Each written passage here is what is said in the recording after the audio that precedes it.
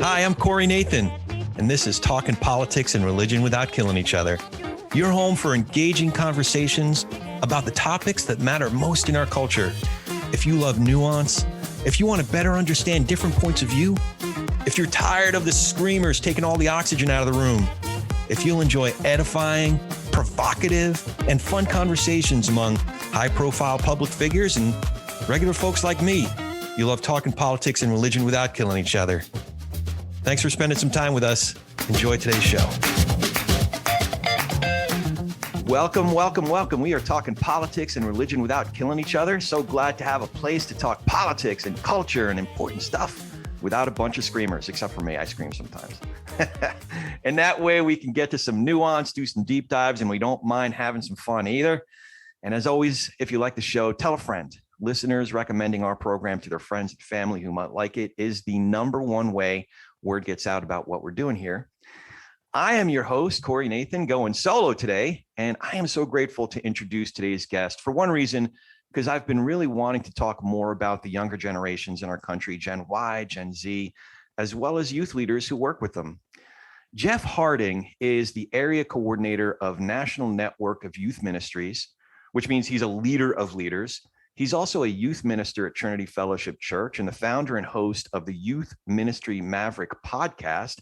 And I'm going to break some news here. He is a soon-to-be prolific author. We can edit that out if I get that completely wrong. But no, actually, he is a prolific author, because I've been ensconced in reading a bunch of his articles and have really learned a great deal, really appreciated what he's contributed. So pleased to have Jeff with us here today. Jeff, thanks for joining us. How are you? I'm good. Thank you, Corey. I appreciate it. And soon for that is definitely relative, but sure, soon, if you say so. We're in the what is it called? The time something continuum, the time continuum. Yeah. All right. Mm-hmm. Well, an interesting tidbit about me that kind of makes sense if you know me is that I went to the same high school as Bruce Springsteen. So it was interesting to learn in one of those articles that you went to the same high school as Alice Cooper. I sure did. Is there any significance to that, or just one of those bits of trivia that's fun to toss around every now and then? It's just a bit of trivia.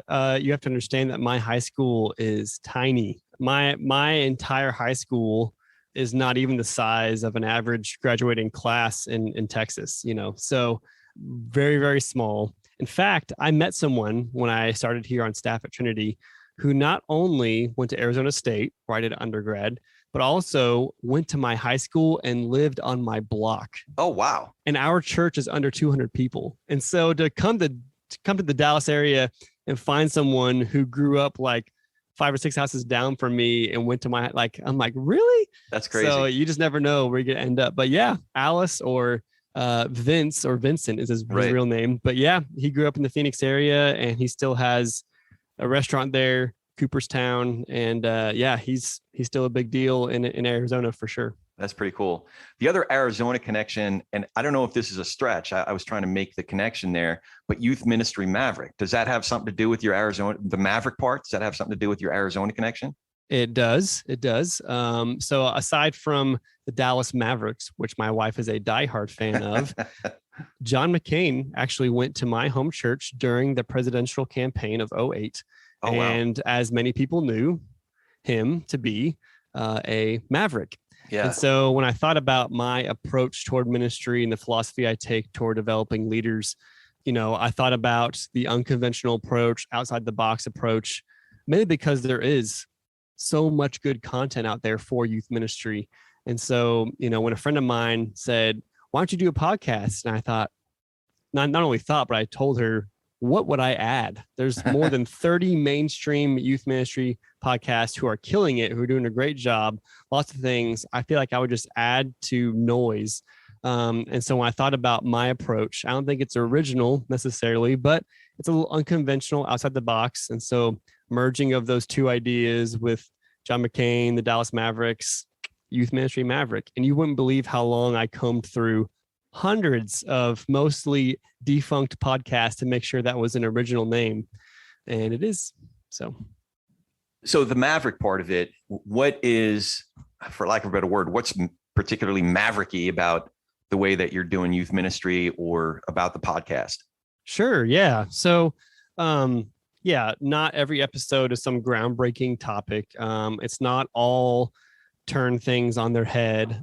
We do talk a lot about common issues and approaches to local church youth ministry, but I also have people on who, speaking of this podcast right here, I've had several people on to talk about politics. Politics is a no-no in church, certainly one in youth ministry. It's just awkward, and there's a lot behind that, and families and what they hold dear, which I recognize. I've had a wedding planner on, a professional wedding planner, to talk about how, when we guide people in general, but certainly children and youth workers who are trying to guide students toward this idea of what a relationship should be and how it should be healthy.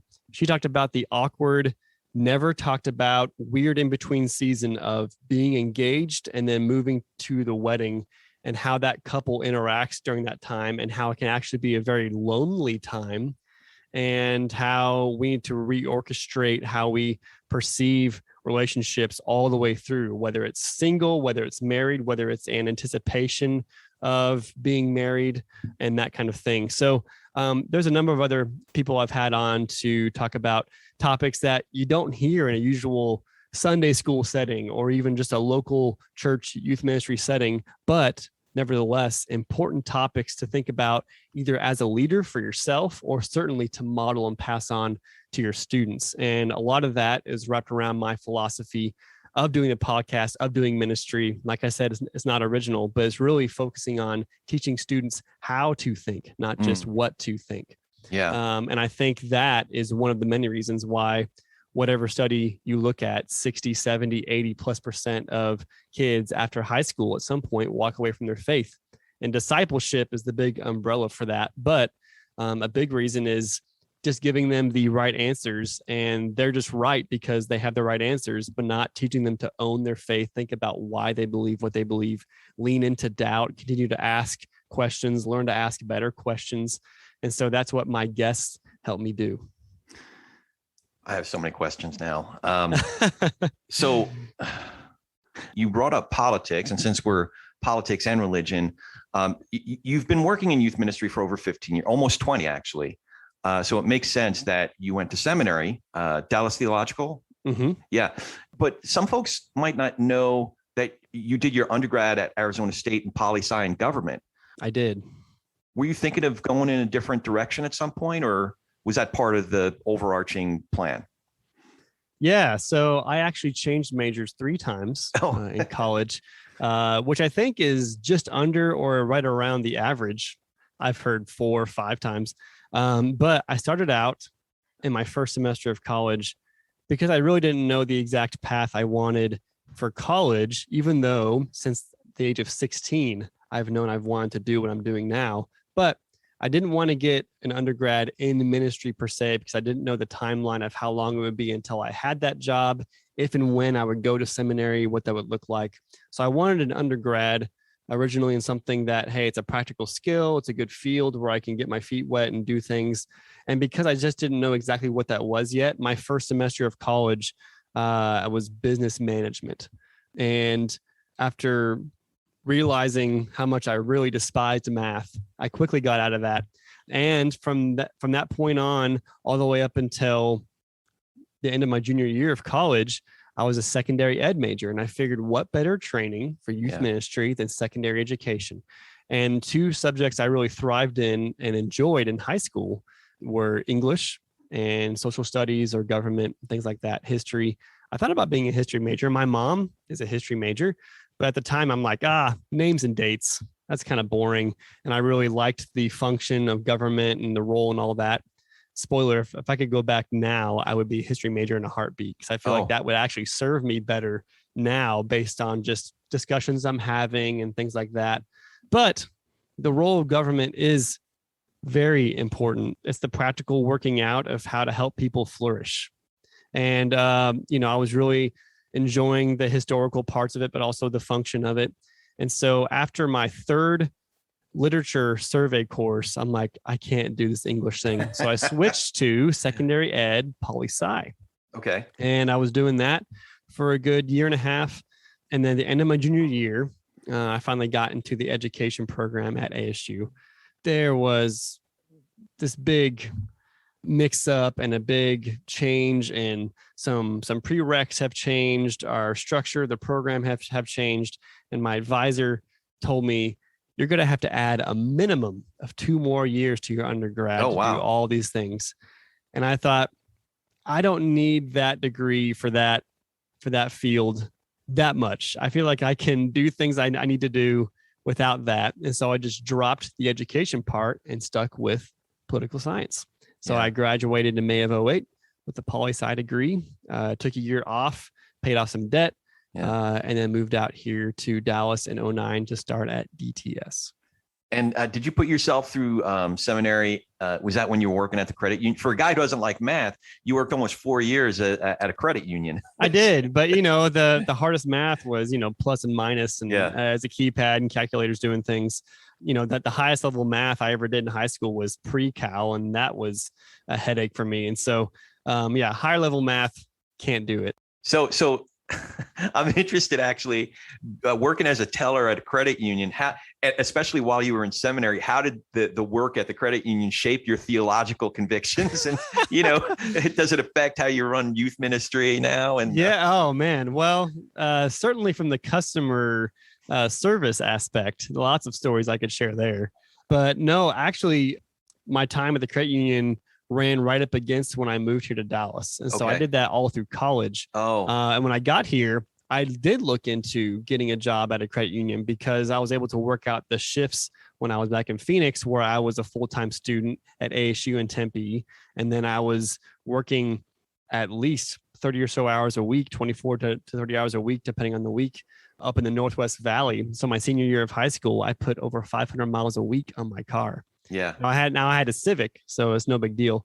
But coming here, I thought, hey, if I can line up the same way, maybe stack some of my classes, take advantage of online classes, and work 3 days a week for these shifts or whatever. But no credit union in the area had availability like that. They all needed people who were full-time, or if they were part-time, they needed certain hours that I just couldn't swing as a full-time grad student. And so I ended up working at a doctor's office for a year at the front desk, scheduling appointments, handling records. And then I came on staff at the church I was volunteering at, Fellowship Bible Church Dallas, as the junior high director. And I used that for 2 years as both work and experience and as my official internship for my DTS program. And then when I graduated, I got the job here at Trinity. But as far as like work interaction, actually from the credit union to working at the doctor's office, that juxtaposition of what people care about is something that I do carry with me and did carry with me into seminary, and really kind of working out and thinking about my philosophy of ministry. It's interesting to me in a lot of practical ways, maybe even subconscious ways, how obvious and blatant it is that people care so much more about money and their financial standing than their own health. That's interesting. And that to me was very interesting to think about. Also, as far as like the sociology idea. And so I was 2 or 3 classes away from minoring in sociology because I took so many of those classes for electives because they were interesting. Yeah. And, sociology 101, I'll never forget that class in the first day. He's like, when you're studying people, the main thing you have to leave at the door is common sense, because you'll discover that common sense is not common. It's not common. And so, just seeing that juxtaposition for so many years of people and how fired up they get about a non-sufficient funds fee, or about not being able to transfer because they don't have the right documentation for joint this, or federal regulation for money transfers and for cash transactions and different things, versus news from blood labs that they would get that I would deliver, or the importance of following that up. It's like, whatever. And that to me was very interesting. And I think says a lot about maybe even what Jesus says about, it's harder for a rich man. Camel through a needle. Mm-hmm, yeah. That's right. And so, so that part from the sociological aspect and engaging in children's or youth ministry, you're doing a lot of FaceTime with parents. And there's a sizable amount, unfortunately, of people who work in family ministry or even teachers in public schools, private schools, or instructors or coaches who not only don't enjoy engaging with parents, but despise working with parents or engaging with them, and sometimes look at parents as the enemy, which I think is extremely unfortunate and not biblical, certainly. So those kind of jobs that I had throughout college, throughout seminary, the different internships I've had in different states, working with different huge camps of 1,000+ people in California, traveling to do worship at a retreat in a small town in Texas over a weekend, just all the different people I've been under as far as a mentorship and places I've been interacting with different people in different settings and cultures within the US. It's been a huge help to me, and I've very much appreciated it and benefited from it. So you mentioned that it was startling that folks tend to care more about their money and finances than they do about their health. You had also mentioned earlier that talking about politics in the church is a big no-no. I've made an observation that in a lot of church settings, folks actually care more about their politics than their theology. So an example that we used is that, a church that I was going to, there was a definite position on things like how to do baptism. There was definite church position on how to take communion, but you wouldn't necessarily get in a heated argument in the church body about those things. But, if you were to say in 2008 a bad word about Sarah Palin, them's fighting words. People really feel passionate about that, or certain issues, people really feel passionate about that. Now, as a youth minister, I have a specific question about this. Have you noticed that there is a divide between Gen Y, Gen Z folks and their parents' generation, say Gen Xers like me, or baby boomers? Is there a divide between certain default social and political positions that you've noticed, and what kind of tension has that caused, if there is? Yeah, great question. There definitely is, but it's not as black and white or direct as you might think. Gen Y, or millennials, my generation, I think we serve in several ways as a bridge and a different transition point between Gen X and Gen Z, and not just because of their chronology and passing of time. Each generation has very distinct things and characteristics that make it unique and distinct. And, with millennials, the way that we've gone through high school, college, and then come into the working world, and, as of still a few years ago, people blaming millennials for spring break stuff or whatever. And we're like, hey, some of us are almost 40. Like, stop blaming us for stuff about spring break. Yeah. But, millennials are the ones who really brought about and championed the idea of working from home, of a shorter work week, of, hey, if I can get all my work done, then why do I need to work Monday through Friday? How about Monday through Thursday, or things like that?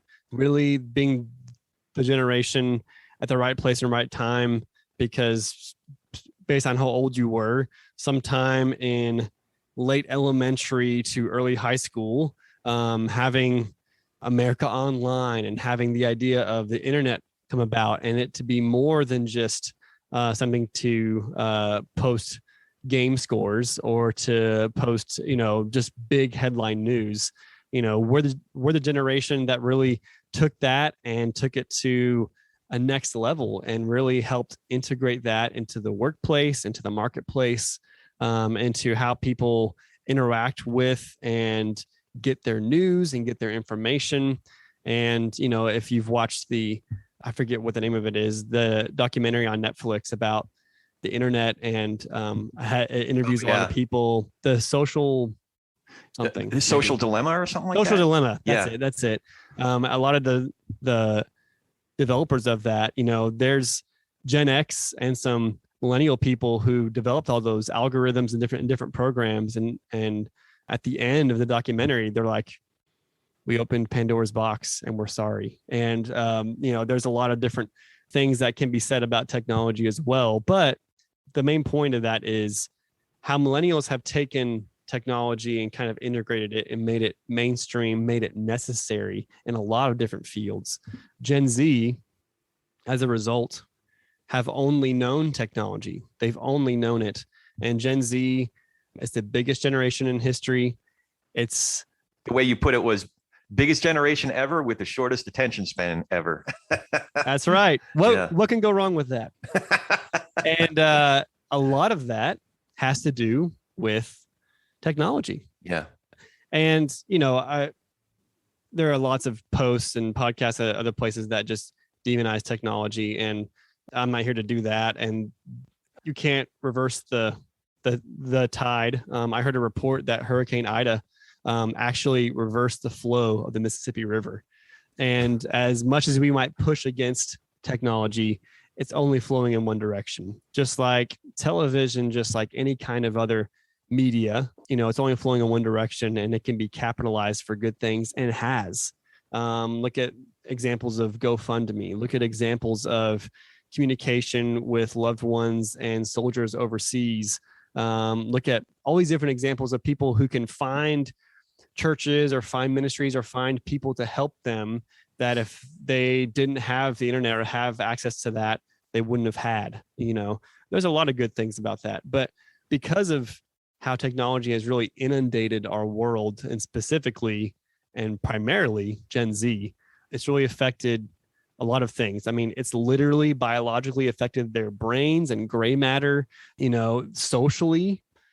It's really impacted them. And you can have your whole life and persona without ever having to leave your bedroom. Your online view of yourself, you can look at in the context of filters on Instagram or Snapchat. You can look at it in the context of how you destroy somebody in an online debate in a comment thread. Just the idea of what Gen Z is looking for.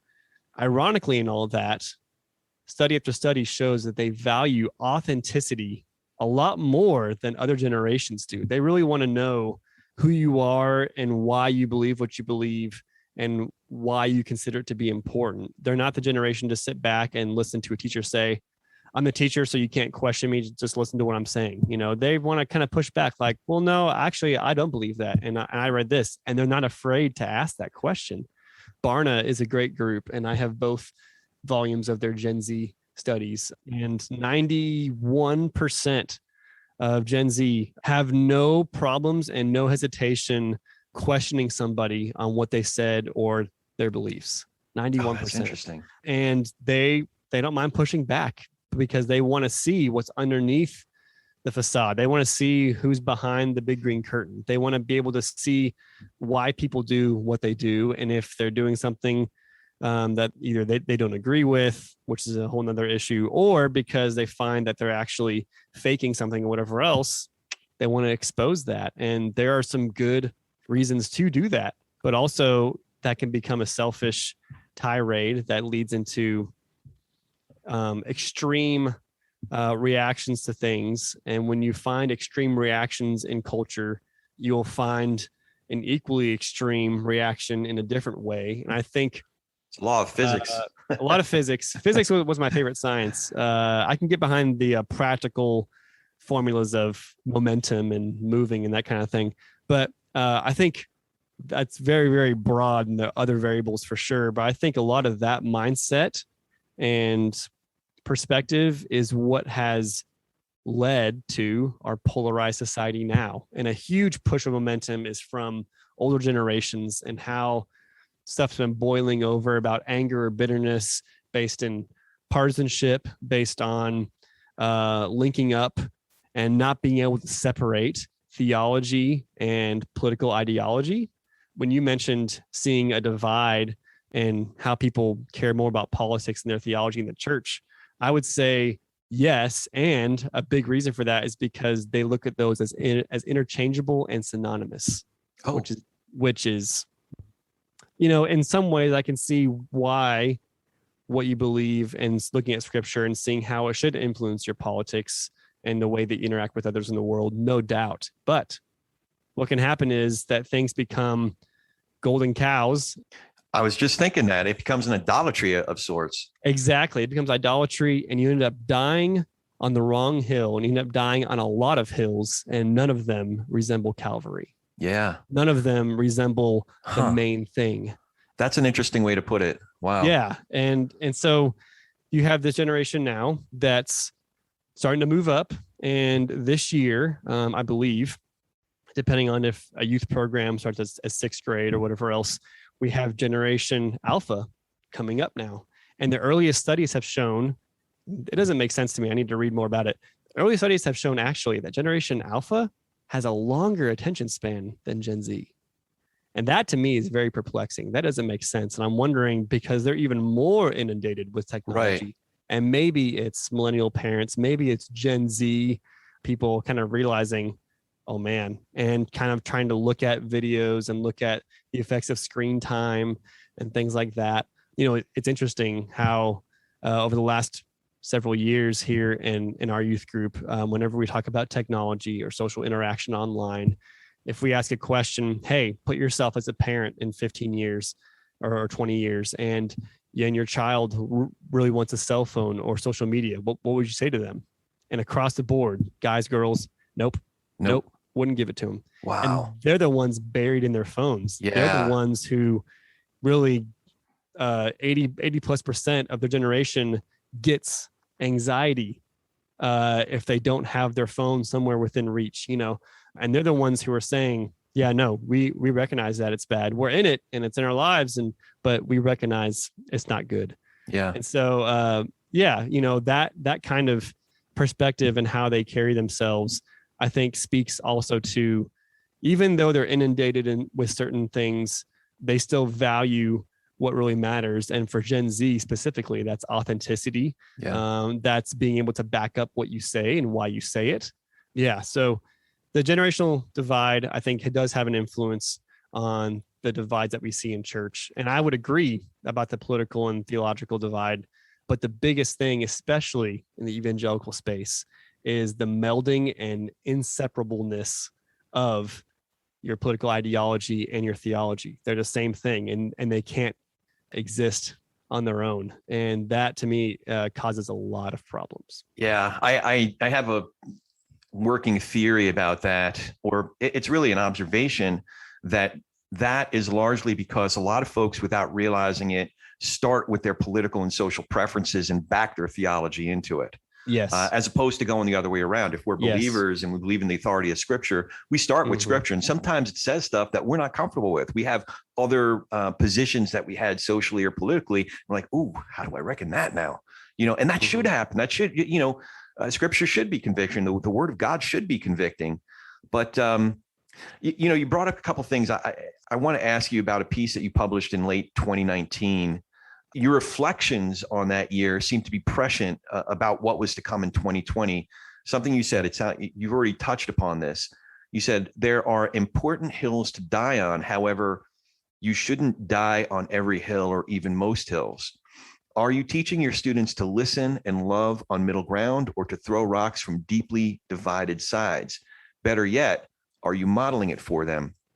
So in making that point, so I live in Santa Cruz Valley, which is the home of the Masters. Well, it was Masters College, now Masters University. Johnny Mack's, John MacArthur's. Ah, yes. Mm-hmm. So you cited Johnny Mack's quip about Beth Moore, go home. So for my uninitiated friends, Beth Moore has been a very prominent voice among Southern Baptists who subsequently had to leave the Southern Baptist Conference, mostly because she's a woman who has a prominent voice. Yeah. Mm-hmm. According to John MacArthur, that's a no-no.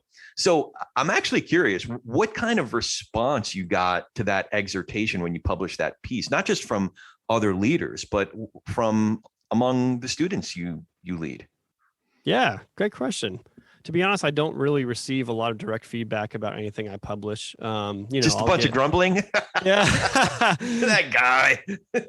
even that would count as feedback. If they're grumbling, they're doing it to themselves, which I guess could be good and maybe not. Yeah. But also, I get likes and some shares on social media for those. But yeah, I really value that space that Youth Specialties has given me to really voice some things. And of course, as they should when they're opening it up to an ecumenical audience, at the bottom, they have a disclaimer that, hey, the views of this author don't necessarily reflect the views, which is fine, but it also gives room for needed diversity in the body. And, Revelation 7 is just one example of how diversity is not only good, but a crucial part of the kingdom and a crucial part of God's purpose and plan for how we should interact and dialogue with one another. People are so quick to point out, speaking back to, politics and the church, they're so quick to point out Romans 13, submitting to government authorities. Strangely enough, they only seem to do it when it suits them. Right. How about that? Right. And if you look one chapter over in Romans 14, I'm so glad you said that, because oftentimes when we go to like a one part of one verse, I like to just keep on reading. Let's read what came before it, what came after it. Even a political issue or social issue on homosexuality, Romans 1. Could we at least read the whole chapter? Not just the one part that refers to homosexuality, but like the whole chapter, because Paul was making a whole bigger other point, than just commentary on your preferred political ideal there. But sorry, I interrupted a point that you were making. Yeah, no.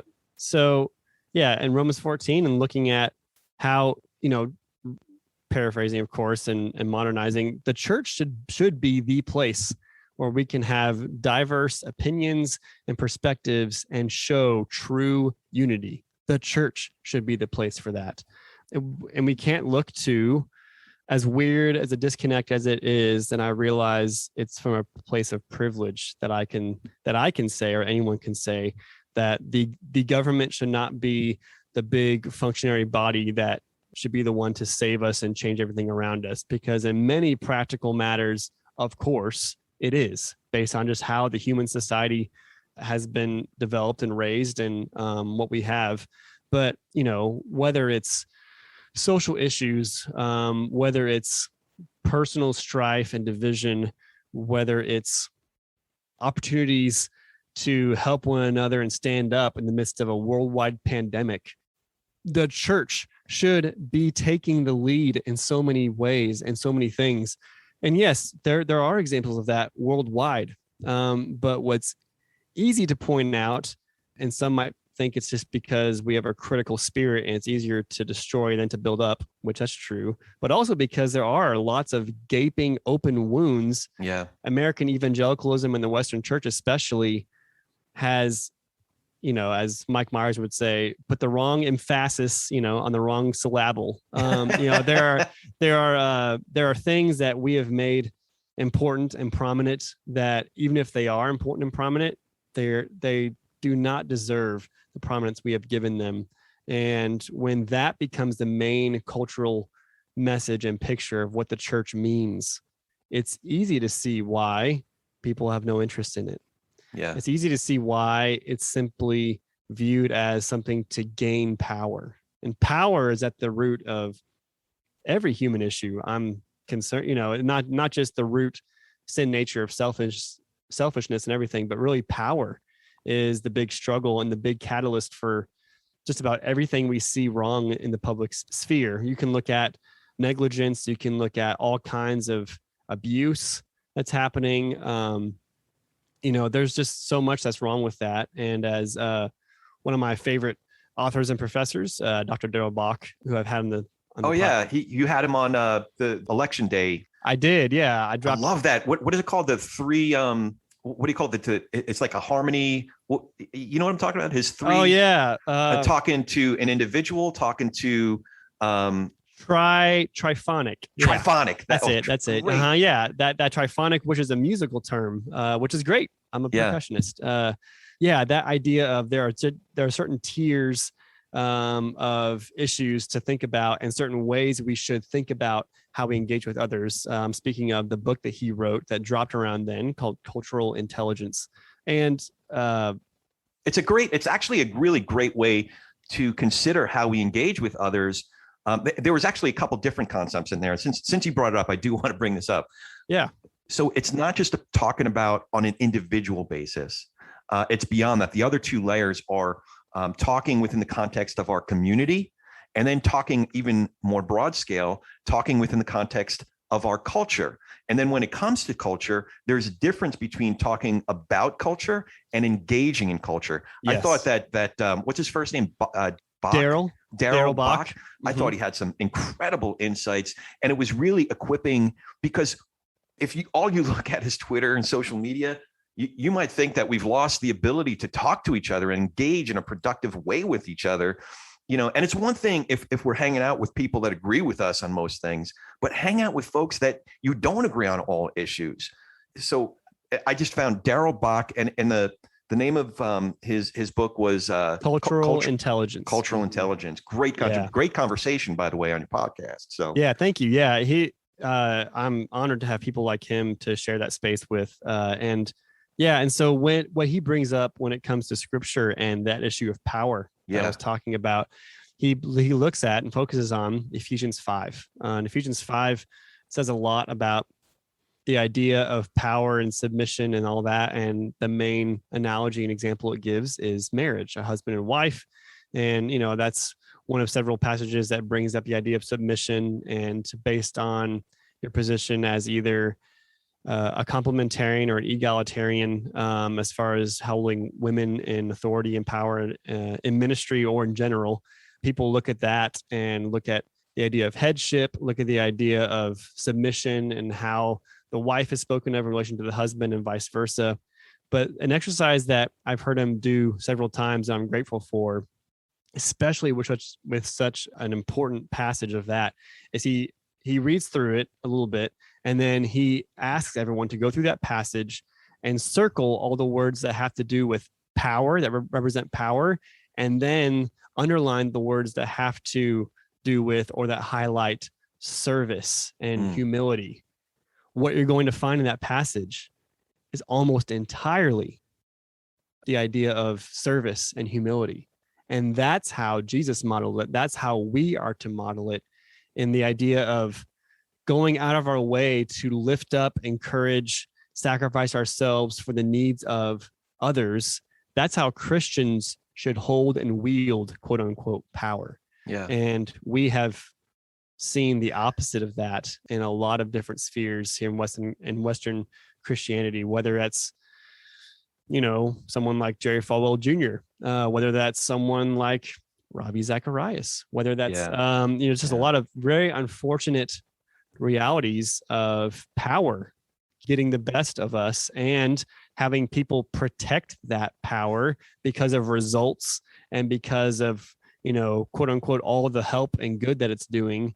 And it's interesting you bring this up, because I wanted to ask you about a really difficult subject. Someone who works with other leaders in youth ministry, I'm sure you've learned about the tragic history of sexual abuse that occurred at the very popular Christian camp Kanakuk. Is that how you say it? Mm-hmm. That's right.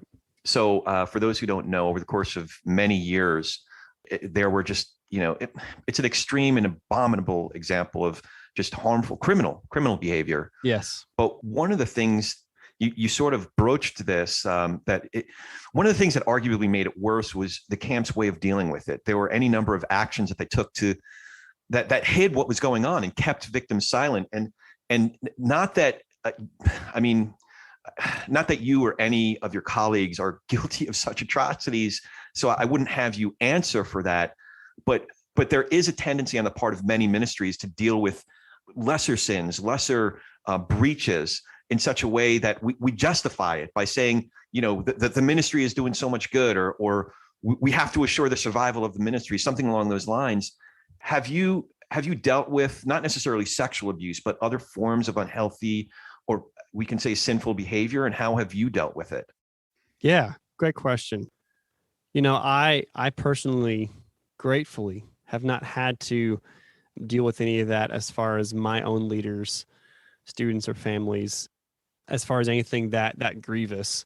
Anything else that involves, hard issues as far as self-harm, as far as depression, as far as, by the way, this generation, Gen Z, is also the most depressed and anxious generation. And the pandemic depending on the age group and specific demographic within Gen Z, tripled and even quadrupled those elements in Gen Z.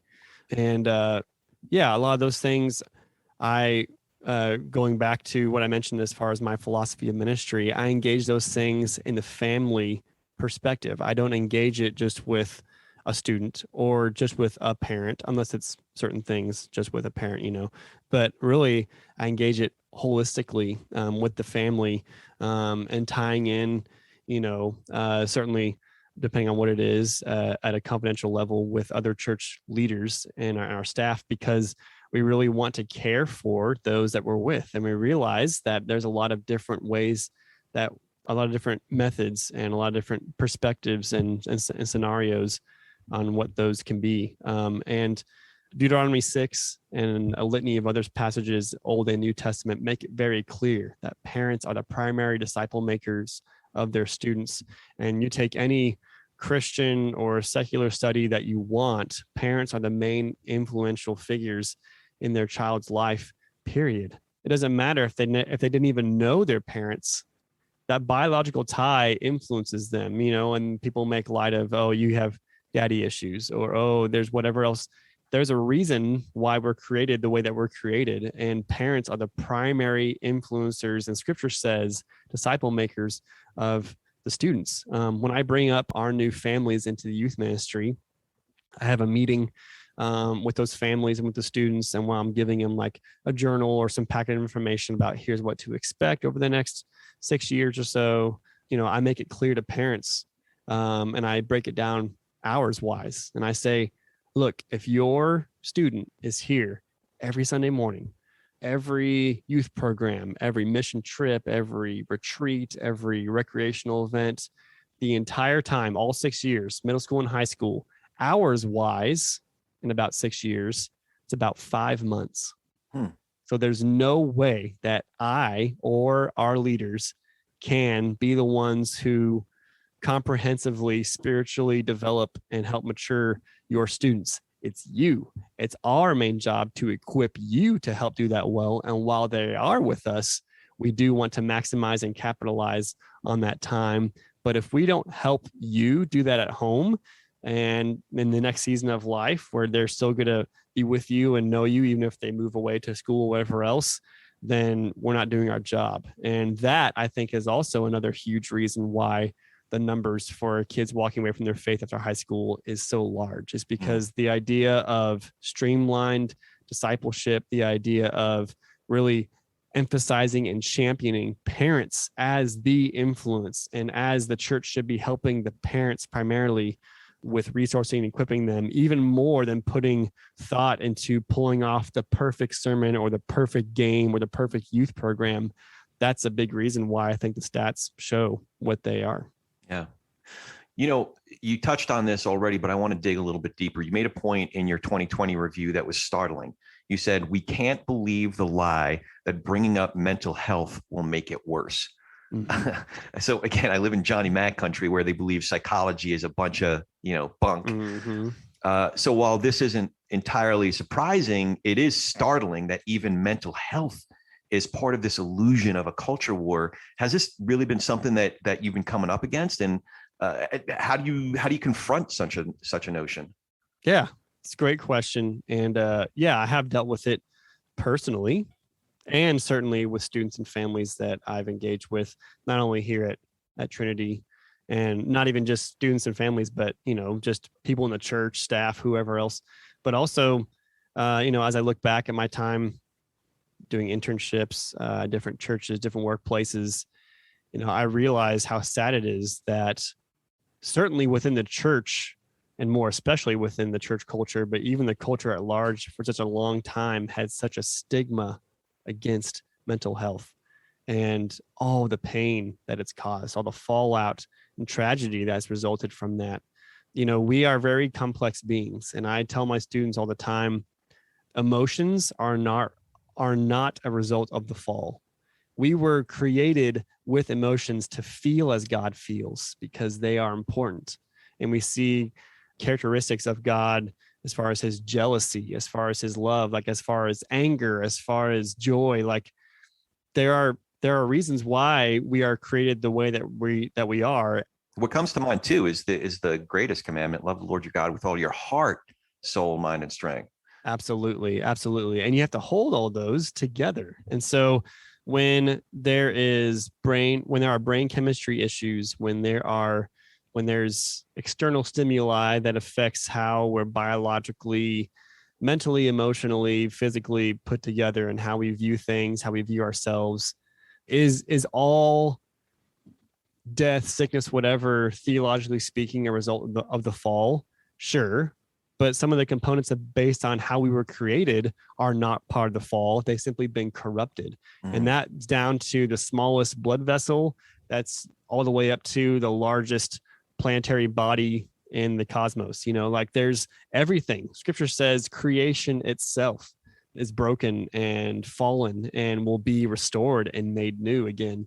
And it's not just human beings, it's everything. And yet God called it good, and it is good because, especially as human beings, we reflect the image of God. We're made in his image. But mental health has been it's been something that's been ignored, ridiculed, pushed aside. And yeah, we are seeing so much fallout from that. And unfortunately, in this hyper politicized culture and world, examples of people having fallout from that are pushed as a bunch of snowflakes, a bunch of wimps. And yeah, that makes it better. And yeah, that's loving the Lord and loving others. And someone brought it up once, and I was talking to Joel Manby, who was the CEO of SeaWorld, and he's the chairman of the board for Orange. And he brought up a line that I thought was brilliant, and I've thought about that ever since and used it in some of my writing. Is too many churches focus way more on the Great Commission than the Great Commandment. And the Great Commandment is kind of an afterthought. Like, well, if we can do that. But the main thing is this, Right, and that leads right. to the mentality of carving notches on your gun belts for conversions or for influence or whatever else. And the way that Jesus engaged and modeled, especially with non-believers, especially with people in that culture who were Gentiles, who were Samaritans, dirty people, as far as maybe even his disciples and a lot of people around in that culture would perceive them as, the way he engaged them with love and grace, yet truth for sure. But the way he engages with them is so crucial. And something that Daryl Bach pointed back to with that is how you say something is just as important as what you're saying. You can be saying the right thing, but you can be yelling at someone who's drowning, hey, you need to do this and grab onto this, and so you can be saved. You're not helping them. The way that you actually address them, calm them down. There's a reason why law enforcement has professional negotiators to work with hostage situations or whatever else. We are relational beings. We need to be talked with, not just talked to. Yeah. And it's so important, and such an important model for how we engage with others that reflects Christ in us, that reflects what we are supposed to do as the bride of Christ, as the main vehicle to proclaim and show God's kingdom and his love for us, and why that changes everything, and why it's the most important thing, and why we are worth the life and death of his son on the cross, and that we have hope because Christ is risen. And it's something that, because of power, because of polarization, because of whatever else, it's just something that's gotten twisted and contorted, along with how our emotions have, how mental health has, and it gets lost in the mix, and it's dangerous, and we see the fallout from it all around us.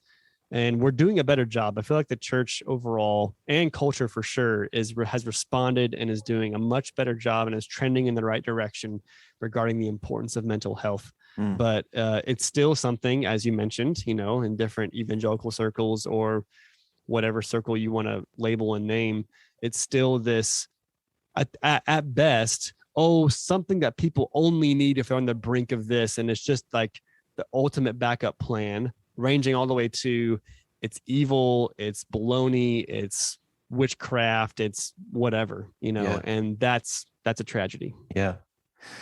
So a couple more questions, and then some business. But I did want to ask you, in the latter part of 2020, you certainly did not shy away from addressing the numerous contentious issues that were plaguing us, if you will, and still are plaguing us, from racial tensions to the election to the way that polarization has even entered into the way we deal with the pandemic.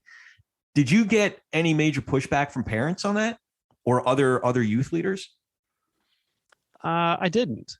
Well, that's encouraging. It is, but as I mentioned earlier, as far as general lack of feedback about anything I publish or write, unless it's my own Facebook feed, which maybe that's a story I can share or not. I ended up hiding some of those. I didn't delete them. I hid them because of the contentiousness that got into the comment thread, which happens with anything important posted on Facebook.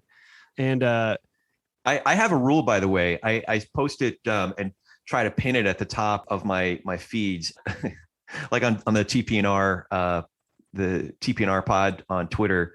We're all about civil, engaging, fun conversations among all neighbors of the human community. We talk politics and religion. We don't always have to agree, but here's the rule: nonsense will be muted, incivility will be blocked, and the spreading of proven falsehoods and threats will be reported. So those are my rules, my page, my rules. So, and those are great rules. Unfortunately, in this era of disinformation, there's all those things that you listed in your rules.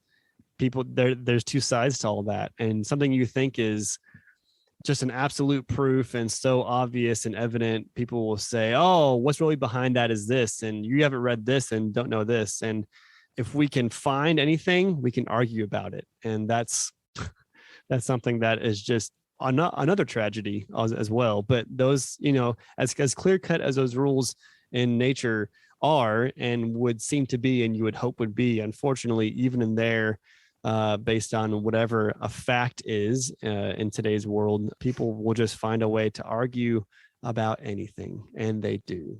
Yeah, the sky is blue. Oh, well, you're just influenced by your emotional whatever, and you're part of the, and let's debate whether it's blue or this or that, come on. Sure. Yeah. But, as far as the social political issues I wrote about that for Youth Specialties, I wrote that knowing that I know people who don't agree with me, but, something that I think is very important to maintain as a vocational minister, as a representative of a national organization with NNYM, with the church, is, leading first with grace, leading first with the gospel and a gospel-centric view of things, and honoring people. And, me, just as much as anybody, I can fall into the trap of acting before thinking and speaking out of rage or speaking out of whatever, which is what I did about the incursion on January 6th. There are things that, when you see Jesus flags right along with Trump flags and Confederate flags in the Capitol, and invoking the Lord's name, invoking the Lord's name on the floor of the Senate, which is absolutely a huge example of using the Lord's name in vain. It's easy for me to justify that. However, the way I go about it should still be full of grace and truth, and Jesus holds those together with no issue. And we have to have some big metaphysical scale, because we're not, as linear creatures, able to exude multiple character points with 100% fullness as God can. How can you be simultaneously 100% just and 100% merciful and loving? We can't do that. And so we have to try and get like a little bit of this, a little bit of that, and mix it together and see what happens. And, the way we conduct ourselves is a reflection of who Christ is. And that's why, whether the church emphasizes something that, is, important, but not the most important thing, but yet that's what it's known for, or the way that it responds in either extreme, either cheering on or adamantly denying whatever else, anything that happens, people watch. And how many online civil wars between Christians has the culture sat back and watched and said, why would I want to be a part of that? And it's, the example we should give should be that Romans 14 example. It should be the idea of diversity is welcome. It's not what unites us. What unites us is so much more powerful and more important than anything that can divide us. And yet we're seeing that, especially when we take what should unite us and we use it as a weapon and we tie it to our earthly desires and earthly opinions and earthly ideologies, then you're really yanking the foundation out from under you. And it's no wonder why there's so much tension and fallout and hurt, especially in the evangelical church, is because we're using what should unite us and we're taking it as ammo for our side to blast away the other side at all costs. And the us versus them analogy, if it's present at all in scripture, it's on the spiritual plane, not the physical one. Jesus told us how we should engage others, the greatest commandment. And yet it's us versus them at all costs. And there are people in pulpits and people in power with ministries who have no problem saying, no, it is us versus them. And if you're with us, you're with us. If you're not with us, then you're evil, then you're against us, and you're being used by Satan. You're a tool of Satan. And you know how right and ironic they are, because Satan loves nothing more than division. Yeah. And wow, is he having a heyday right now in our culture, sadly, the evangelical culture. So this is the third time I'm bringing up John MacArthur, but he does seem to draw a lot of lines in the sand, to use one of the subjects that you grappled with post-election, whether it's 6 literal 24-hour days or women in leadership or baptism by submersion. And there's a long list of either ors, categorical, either ors for him. Do you have any lines in the sand? Are there any either ors for you? Yeah, I would say the most important line in the sand for me is the Nicene Creed, is the absolute foundations of our faith. And are there other things that are also important and should be talked about, and opinions and truths that are held and backed up? Yes. But along those lines, there are a lot of people who are going to be surprised. I don't know how disappointment plays into heaven and really new creation and all that. But I don't know if you can be disappointed in heaven about something, but if they are, it's going to be that they're seeing certain people in heaven with them. There are a lot. Wait, I thought you voted for a Democrat once. You're not supposed to be in heaven. Exactly. Or you voted for a Republican, or you whatever. And there are so many people throughout time and who are living today who have very, very strong line in the sand opinions on politics, race, anything else. And they're going to find those people in heaven with them. And how much energy and fire and brimstone will they have shot out at those people at the expense of being a witness, showing the power of reconciliation? People like to ignore that part in 1 Corinthians, how we should be and are messengers of hope and reconciliation. And that should be our message. Reconciliation is at the very heart of the gospel. And the reason why we even have hope in the first place is because Jesus reconciled us to our Creator, to the Father. And how can you look at these polarizing issues, important issues, and say that we shouldn't have reconciliation? Yeah. That's the whole. The church, again, should be leading the way on that. And yet, because of power, because of dying on the wrong hills, because of emphasizing things that should not be the main thing, we have completely twisted that, wasted opportunities for that, and are doing further damage to the world that God loves so much that he sent Jesus for, and really what we should be doing with the time we have here and now. Okay. Good stuff, man. So since I've probably through this interview thoroughly convinced you not to have me on Youth Ministry Maverick, you can get to ask me a question now.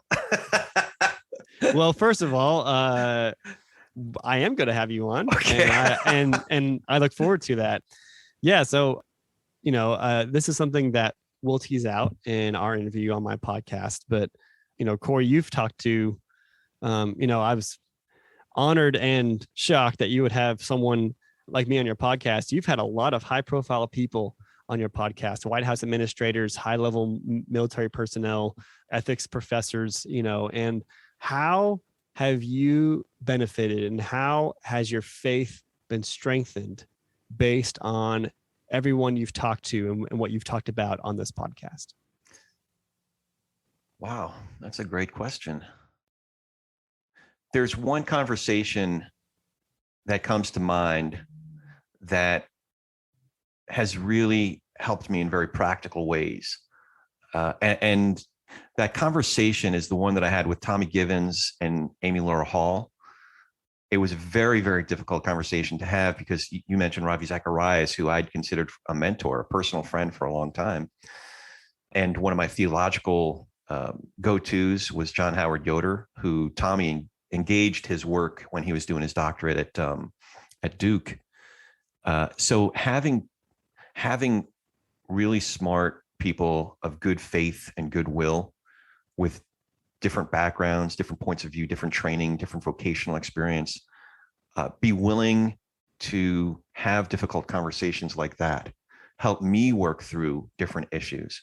What do I think about this? Whether it's a political issue or a theological issue, which is even more important to me, and the practical outworkings of all that. So, let's face it, if I'm being completely candid, there are one or two conversations that we had and shared on this program that weren't edifying. They were just entertaining. They were kind of the fast food, the candy that we threw out there. But by and large, every conversation is something that I've learned from, whether it's just in the preparation. Dr. Errol Southers, I mean, he has a really amazing, respectable career, but reading his work on the threat of domestic terrorism, domestic extremism, and he was doing this work 10 years ago, 15 years ago, was so enlightening to me. And I was doing it in January of this year, getting ready for our interview just after January 6th. And like, this guy's been on this, mission way longer than anybody else was paying attention to it. I mean, that's just one example, or diving into great reporters, great folks, who do great work in the media. Anna Palmer, Daniel Littman, they're reporters with integrity, they're doing great work. And just diving into their careers and the way that they shaped Linda Feldman of the Christian Science Monitor. I mean, that's an encouragement that good work is still being done on that front and any other number of fronts. So it's been encouraging. It's been enlightening. It's definitely expanded my own. I've taken some blinders off and learned some things. And I mean, I appreciate that question because it's, if nothing else, I've had the opportunity not just to talk to folks, but also to dive into their work and their background, including you. That, every guest we've had on, I've learned something from, man. And it's good. And, I don't want to make too much of this, but, I might oversimplify my, the summary of my theology, but, I believe in the creator God. I believe that, Genesis 3, something happened and something got messed up in the hardwiring. But I also believe that this creator God is doing work in his creation, and we get to be a part of it, and it's a grand redemption project, and we get to be a part of it. And everything that we say, everything that we do is either contributing to that. And Jews think of it as tikkun olam, healing the world, or we're adverse actors in that, right? So this project that we're doing on TPNR, again, not to make more of it than what it is, but I'm very cognizant of that. By having these conversations with folks that might have different points of view than I do, or folks that have different life experiences than I do or our listeners do, we're bridging some of this divide. We're redeeming some of what's ailing us as a culture. So I don't know if that answers your question. That's just what comes to mind. So. No, man, I appreciate that. It does. And I would echo that for myself as well. Before I really got into the idea of doing seasons for my podcast. So what that means is my first season is 60 episodes, which is ridiculous.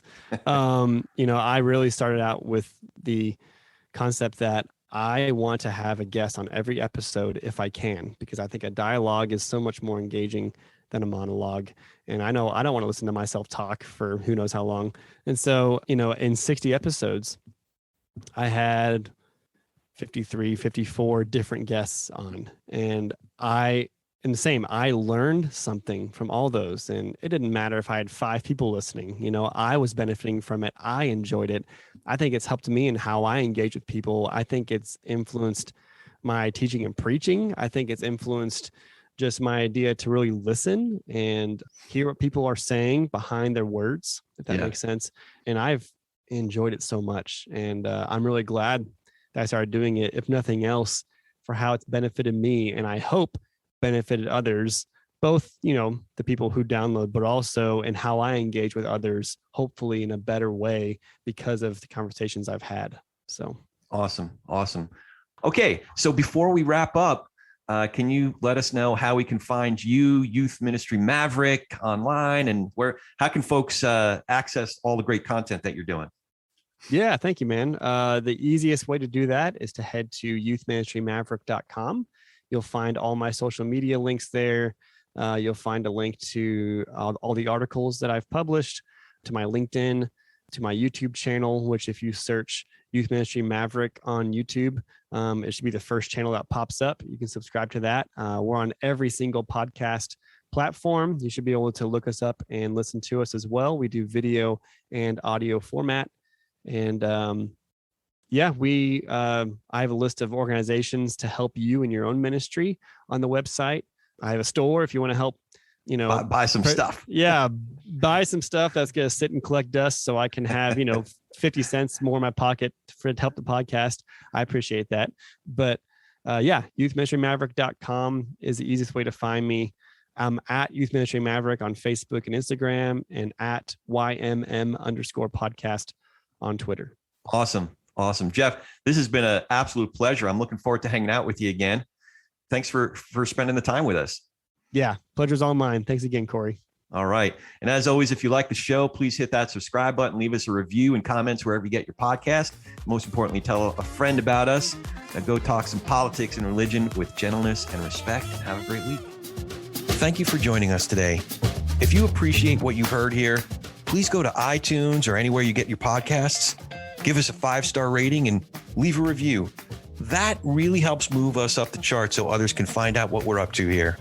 For Ronnie Nathan, I'm Corey Nathan, and we've been talking politics and religion without killing each other. We'll be back in a few days to do our little part in Tikkun Olam.